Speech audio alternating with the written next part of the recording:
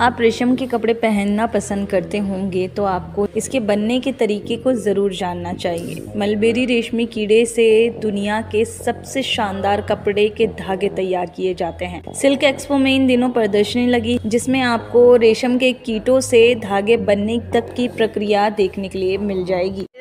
Mulberry silk worms हैं जो शहतूत के पत्तों पे फीड करते हैं। तो जो एक सिल्क फीमेल मॉथ होती है वो 400 से 500 अंडे देती है, ठीक है। उसको हम बोलते हैं DFL यानी कि डिजीज फ्री लेइंग।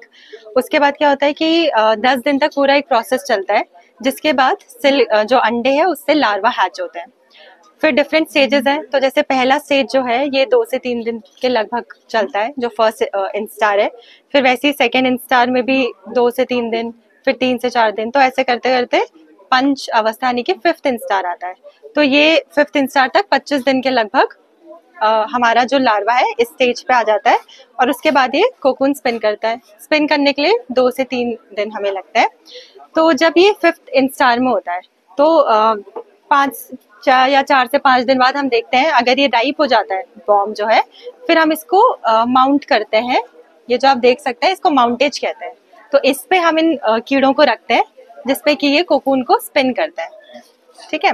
और इसके लिए एक पर्टिकुलर टेम्परेचर और ह्यूमिडिटी हमें चाहिए होती है। तो लगभग 25 से 28 डिग्री सेल्सियस तक हमें टेम्परेचर अलग अलग स्टेजेस में डिफरेंट, और अराउंड 70 to 85 मतलब ये रेंज है ह्यूमिडिटी की, ये हमें चाहिए होती है। जहाँ आपने वो प्रोसेस देखी है वो रेशम ये बन चुका है, आपने देखा होगा।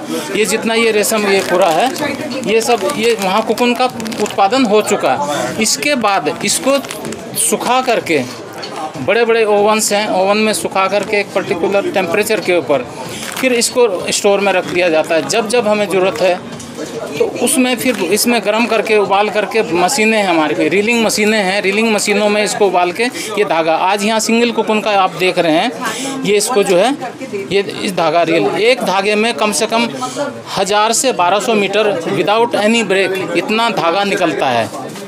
इस धागे को चूंकि ये बहुत इसका डीनियर इतना कमज़ोर है, ये 8 ऐसे खोयों से मिल करके 8 टुकन से मिल करके एक इतना मोटा धागा बनेगा। तो एक इसका डीनियर है, हमें 20-22 डीनियर का है। सपोज करो आपका स्टॉल है, बारीक फैब्रिक्स में बनाना है तो उसका 20-22 डीनियर का धागा लगता है। तो उसके धागे को ट्विस्टिंग करके फिर इसके बाद उसमें रीलों में भर के इसका ताना बाना वहाँ पर एक पर्टिकुलर कितनी चौड़ाई रहेगी, कितना अरज रहेगा थान का, तो उतने धागों से जोड़ के उसमें ताना बाना से हम सिल्क के साथ असर से बना रहे हैं। प्रोडक्ट यहाँ पर आपको इस प्रदर्शनी में उपलब्ध हैं, साड़ी से लेकर के चाहे जितने भी, चाहे मफलर हो, कैप हो, सारे उपलब्ध हैं वहाँ पर ये सब। तो ये सारा हमारा पोस्ट कोकून सेक्टर हम काम इस पे कर रहे हैं।